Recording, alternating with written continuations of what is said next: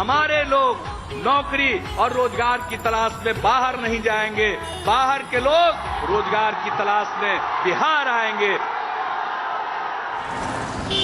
पुराने समीकरणों के दम पर नई सियासत का सपना देखना कुछ कुछ पुराने मोहल्ले से नया रास्ता निकालने जैसा ही है। नमस्कार, मैं हूं रंजीत कुमार।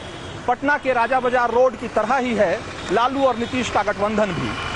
ऊपर 4 लेन का चमचमाता हुआ फ्लाईओवर नीतीश राज जैसा और नीचे वही टूटी सड़क लालू राज की तरह। ऊपर बढ़ चला बिहार का नारा है और नीचे जातिवाद के वही गड्ढे और गंदगी।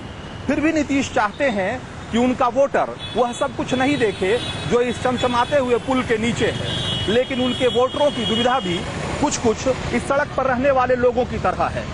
उन्हें मालूम है कि इसी धरती पर आशियाना है, कमाना है, खाना है, फ्लाईओवर पर तो कभी कभार जाना है।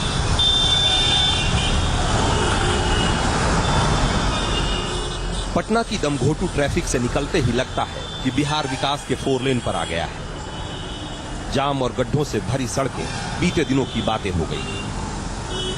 सरकार कहती है कि पिछले 10 सालों में बिहार में 66,000 किलोमीटर से भी ज्यादा सड़कें और 5,000 से ज्यादा पुल पुलिया बनाए गए हैं। बिहार में सड़कें बेहतर हुई है, इसमें कोई दो राय नहीं। लोग कहते हैं कि सिर्फ सड़कों के नाम पर मिलना होता तो नीतीश को इतने वोट मिलते कि वो लालू का दामन थामने की मजबूरी से मुक्त हो गए होते। लेकिन नीतीश के विकास मॉडल में कुछ तो कमी रही होगी कि नरेंद्र मोदी के नारे को अकेले टक्कर देने का कॉन्फिडेंस वो नहीं जुटा सके। यही समझने हम जा पहुंचे नालंदा, जो नीतीश राज का शोकेस है। बिहार में देखने लायक जगहें तो हमेशा से बहुत रही है, पर दिखाने की चीजें थोड़ी कम रही हैं। सामाजिक राजनीतिक आंदोलनों और धार्मिक उन्नयन की धरती रही है बिहार, लेकिन आर्थिक विकास के मोर्चे पर बिहार पिछले कुछ दशकों में पिछड़ सा गया था। भगवान महावीर की निर्वाण स्थली पावापुरी का ये जल मंदिर लाखों लोगों के लिए आत्मिक शांति का केंद्र रहा है, लेकिन इसके अहाते के ठीक सामने अब बन रहा है बिहार का दूसरा सबसे बड़ा मेडिकल कॉलेज और अस्पताल, वर्धमान आयुर्विज्ञान संस्थान। करीब 52 एकड़ में बन रहे 1500 बेड के इस अस्पताल में कैंसर समेत कई दूसरी बीमारियों के इलाज की बेहतर सुविधा होगी। नीतीश ने अपने क्षेत्र नालंदा के लिए ऐसी कई बड़ी योजनाओं की शुरुआत की है। फिर भी क्या पक्के तौर पर कहा जा सकता है कि नालंदा में वोट का आधार सिर्फ विकास होगा?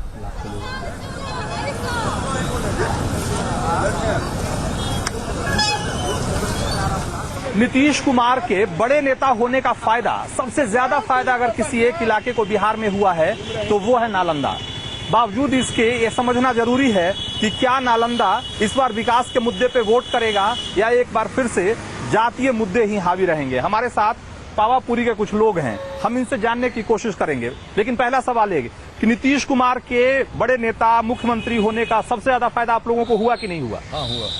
खूब विकास हुआ? अब विकास हुआ जितना चाहते थे उतना हुआ कि थोड़ा चाहते थे उतना कैसे होगा? उतना नहीं हुआ, उतना नहीं हो सकता है। अच्छा, क्योंकि ये जो इनका कार्यक्रम है, हाँ, वो उसी अनुरूप चलेगा जो कि विकास का, जैसे सड़क का विकास इन्होंने खूब किया। हाँ, हम लोग को आने जाने में ये दिक्कत होती थी, नदी पार करने में, हाँ, नानन जाने में, हाँ, उन्होंने पुल बना दिया। हाँ, इसके आगे भी उन्होंने गिरियक में पुल बना दिया, हाँ, ताकि वहाँ के लोगों को हुआ।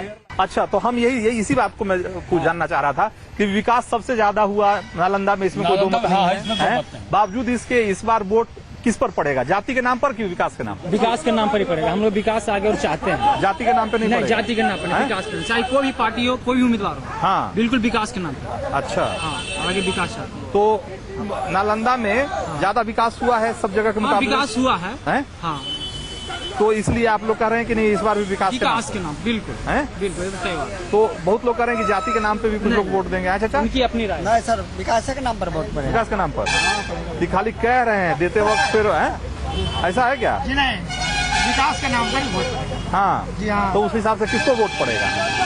हम लोग के तो नीतीश जी काम कर दिए थे सर। हाँ, तो नीतीश जी को तो वोट पड़ना चाहिए। हाँ, लेकिन सबसे ज्यादा विद्रोह तो ये लालू में जाके मिल गई। अच्छा, सबसे खराबी तो यही हो गया। अच्छा, ये नहीं ठीक है। हाँ। शासन राज जंगल राज बना दिया, वो भी चल गए जंगली राज में। तो कुल मिला के मतलब नीतीश जी को वोट नहीं देंगे ना? अब कैसे देंगे? विकास के नाम पर वोट पड़ेगा। विकास के नाम पे और पड़ेगा। विकास चाहिए तो और सरकार तो बदलना ही होगा, अच्छा, मतलब सरकार बदलिएगा तब विकास आएगा, तभी ना होगा। है? मतलब इस सरकार में विकास की उम्मीद नहीं है, उम्मीद नहीं है। हैं? चांस सभी को मिलना चाहिए सहयोग से। सर, चांस सभी केंद्र के सरकार को सहयोग मिलना चाहिए। सबको चांस देंगे। सरकार को चांस बदलना चाहिए। सरकार बदलेगी। विकास का बिना परिवर्तन के विकास नहीं हो अब ये सकता। मोदी जी परिवर्तन को भी जरूरी है। देखा जाएगा। क्या भाई, क्या लगता है, बीजेपी विकास करेगी? हाँ, बीजेपी विकास करेगा। अच्छा, एक सवाल और, मोदी जी का विकास का मॉडल ठीक है या नीतीश जी का? जब से वो प्रधानमंत्री बने कोई बेरोजगार है, मैंने बेरोजगार कोई भी मतलब कि वैकेंसी नहीं निकला है, कोई वैकेंसी नहीं है ही निकली, वैकेंसी नहीं निकली। बंद हो गया है। रोजगार नहीं मिल रहा है। कहते हैं थे कि हर एक व्यक्ति पर 15 मैंने गरीब व्यक्ति पर 15 लाख रुपए आएगा, क्या आया है? कुछ ही नहीं आया है। अच्छा, कुछ नहीं आया, तो वोट नीतीश के मतलब वो विकास के नाम पे, 100%। जाति-वाती के नाम पर नहीं, नहीं, ऐसा नहीं है। विकास के नाम पर। पार्टी का मतलब प्रत्याशी का जाति नहीं देखेंगे वोट देते वक्त लोग, तब- हैं? जाति के नाम पर नहीं सर, जाति विकास के नाम पर। विकास के नाम पर। जी हाँ। कहाँ घर है आपका? जी नानंद मकान पर था। नानन मकान है जी। तो नानन में तो पुल बन गया और जी माथा पटक के भी मर जाते थे, लेकिन पुल नहीं बनता। इन्हीं के बदौलत है कि हम लोग आने जाने का सुविधा मिल सुविधा गया। हो गया है। जी हाँ। बिहार में ऐसे बहुत कम लोग मिलेंगे जो इस बात को खारिज करेंगे कि नीतीश कुमार ने राज्य को विकास की पटरी पर ला दिया। लेकिन लालू से गठबंधन ने विकास पुरुष वाली इमेज में पलीता लगा दिया है। अब विकास से ज्यादा जातीय समीकरणों की बात होने लगी है।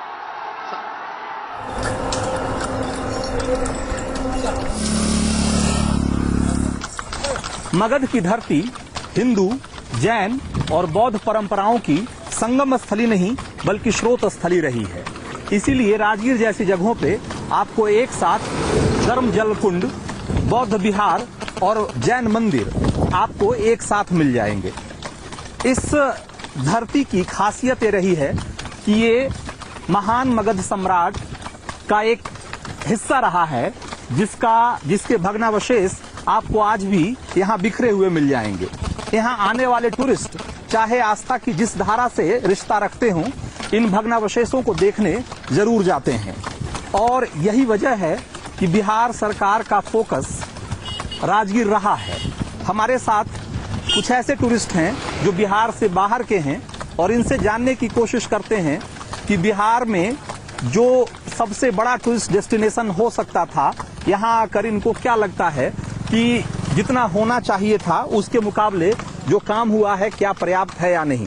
हमारे साथ जालना, औरंगाबाद, महाराष्ट्र के विधायक हैं सुभाष झांबड़। इनसे हम जानने की कोशिश करेंगे कि जो कुछ देखा इन्होंने बिहार में और राजगीर में आकर, आपको क्या लगता है कि अगर ये ऐसी जगह जितना बड़ा टूरिस्ट डेस्टिनेशन है, जिस तरह के धार्मिक महत्व का स्थल है, अगर ये महाराष्ट्र में रहता तो जो स्थिति आपको दिखती है यहाँ इंफ्रास्ट्रक्चर की, टूरिस्ट इंफ्रास्ट्रक्चर की, ऐसा ही होता वहाँ? आज आकर डेवलपमेंट अगर देखते हैं तो हम कई लोगों से बात की, तो उनका तांगे वाले रहेंगे, ठेले वाले रहेंगे, इनसे बात की। उनका तो ये कहना है कि क्योंकि हम बिहार में फर्स्ट टाइम आ रहे हैं, उनका कहना ऐसा है कि भाई कम से कम जो नीतीश जी सरकार जो थी 10 साल से काम कर रही है, वो सरकार ने यहाँ का डेवलपमेंट काफी किया है। तो हम अभी जिस तांगे पे बैठे हुए हैं, ये तांगा भी खास है। आपको मैं बताऊं कि इस तांगे पे क्या भाई नीतीश कुमार खुद इस पर सवारी कर चुके हैं? राजधानी टांगा, ये राजधानी टांगा है, बहुत फेमस टांगा है? तो ये इस तांगे पर कितनी बार नीतीश जी बैठे हैं? ये तो 10-12 साल से बैठ रहे हैं लगातार। अच्छा, जब आते हैं तब बैठते हैं? तब बैठते हैं, घोड़ा कटोरा घूमते हैं, सफर में रोपे जाते हैं, तो इसी टांगा से जाते हैं। अच्छा, घोड़ा कटोरा जाते हैं और रोप पे जाते हैं, इसी तांगे से बैठते हैं? तो यार, तो तुम तो बड़ा फेमस आदमी हो गए यहाँ के, सब लोग जानता होगा तुमको, है? ये तो टांगा में भी लिखा हुआ है नीतीश जी का सवारी राजधानी टांगा। अच्छा,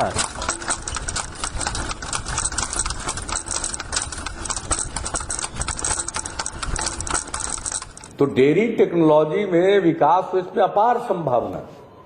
तो मैं समझता पटना के बाद नीतीश कुमार अगर सबसे ज्यादा किसी जगह पर होते हैं तो वो है राजगीर का बहुत बड़ा योगदान होगा और नीतीश के होने का फायदा भी खूब मिला है राजगीर को। कन्वेंशन सेंटर, पांडु पोखर, नालंदा विश्वविद्यालय समेत कई बड़ी योजनाओं पर काम हो रहा है यहाँ। लेकिन ये योजनाएं नीतीश कुमार का अपने क्षेत्र से खास लगाव का नतीजा है या फिर बिहार को पर्यटन के नक्शे पर उभारने की बड़ी रणनीति का हिस्सा, ये समझने के लिए आपको बोधगया जाना है।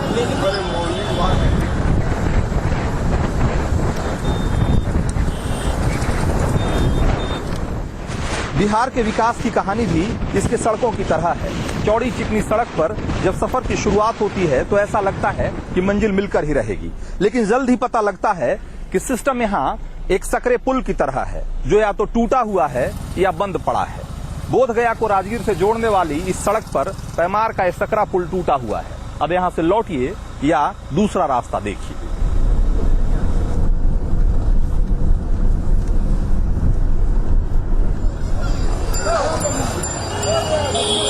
बिहार से झारखंड जब अलग हुआ तो कई लोग कहते थे कि बिहार में अब क्या बचा, लालू, बालू और आलू। लेकिन ये तो मजाक की बात थी। संजीदगी से किसी ने कहा होता तो कहता बुद्ध।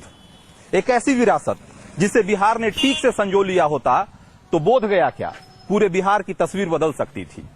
इस सड़क पर कई बड़े बौद्ध मंदिर हैं, लेकिन इसकी हालत को देखिए और सोचिए कि ब्रांड बिहार की बात करने वाली सरकारों ने अपने सबसे बड़े पर्यटन स्थल के लिए क्या किया है।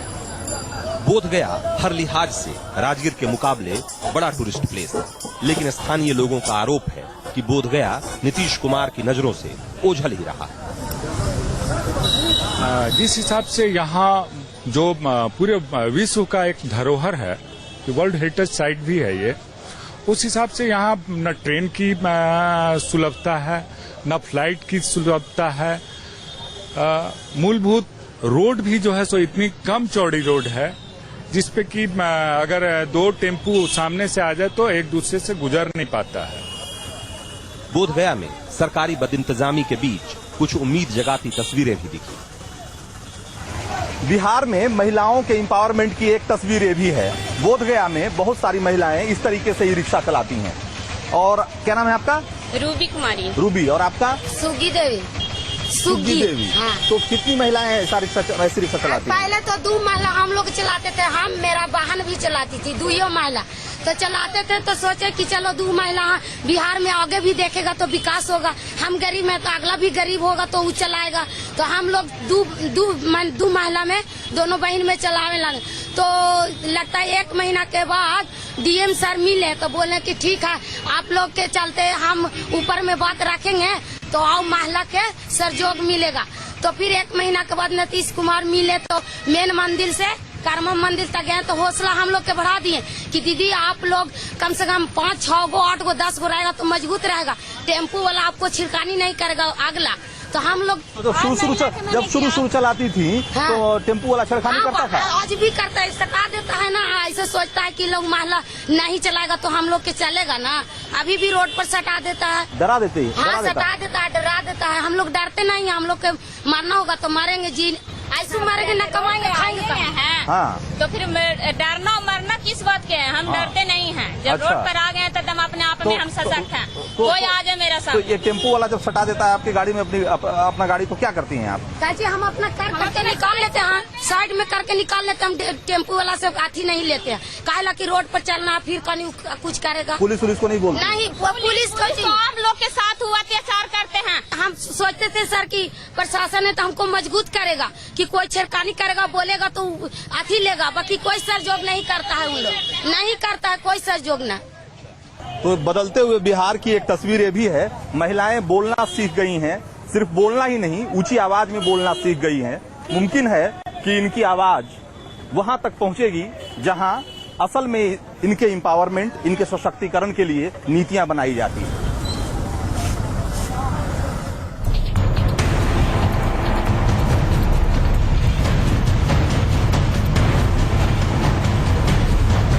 जब भी बिहार से स्मार्ट सिटीज के लिए भेजी गई लिस्ट में गया बोधगया की बजाय बिहार शरीफ नालंदा का होना भी कई लोगों की समझ से परे था। लेकिन बाकी बिहार के मुकाबले नालंदा की चमकदार तस्वीर सिर्फ सरकारी तरजीह की वजह से है, ऐसा नहीं है। 2010 को आपने नालंदा के लोगों की पहल पहले भी सुर्खियां बनती रही है।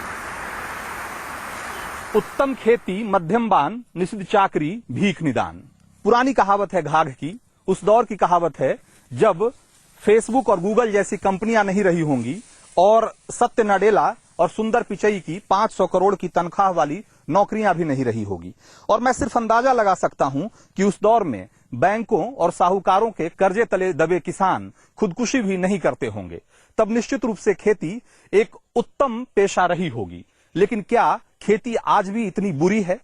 एक किसान का बेटा होने के नाते इस सवाल को मैंने खुद से कई बार पूछा है और आज एक पत्रकार की हैसियत से देवेशपुरा आया हूं कुछ ऐसे किसानों से मिलने और उनसे जानने के लिए कि क्या वाकई खेती इतनी बुरी है जितनी हम कहते हैं।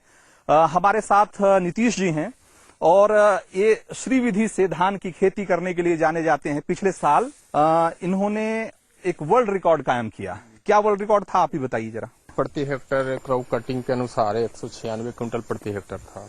196 क्विंटल धान प्रति हेक्टेयर है, मतलब हेक्टेयर आप ये स्टैंडर्ड वो बता रहे हैं। यहाँ बीघा में क्या होता होगा उसके हिसाब से? लगभग 70 से 75 मन आ जाएगा, कुछ माइनस होता है। तो भी अगर एक बीघे में 75 मन धान हो रहा है तो काफी ज्यादा है। खेत से लौटकर फिर आइए सियासत के मैदान में, जहां नीतीश का विकास मॉडल नरेंद्र मोदी के विकास के नारे से टकरा रहा है। नीतीश कहते हैं कि गुजरात में सिर्फ तिजारत होती है, लेकिन बिहार में ज्ञान की गंगा बहती है। लेकिन बिहार के ज्यादातर स्कूलों की कहानी ये है कि वहां ज्ञान नहीं, सिर्फ पैसा बहाया जा रहा है।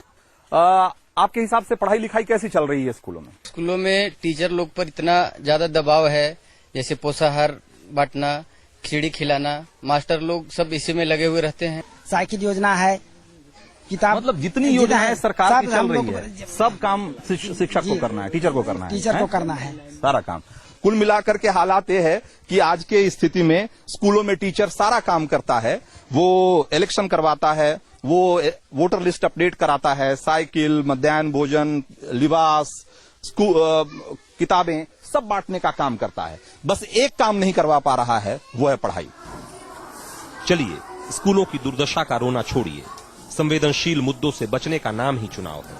हरी सब्जी के शौक के साथ खिचड़ी तैयार है, चोखे का भी इंतजाम है। स्वस्थ नागरिक सरकार का मिशन है, पढ़ा लिखा नागरिक तो लंका का विभीषण है। नालंदा से वीडियो जर्नलिस्ट मनीष झा के साथ रंजीत कुमार, न्यूज नेशन।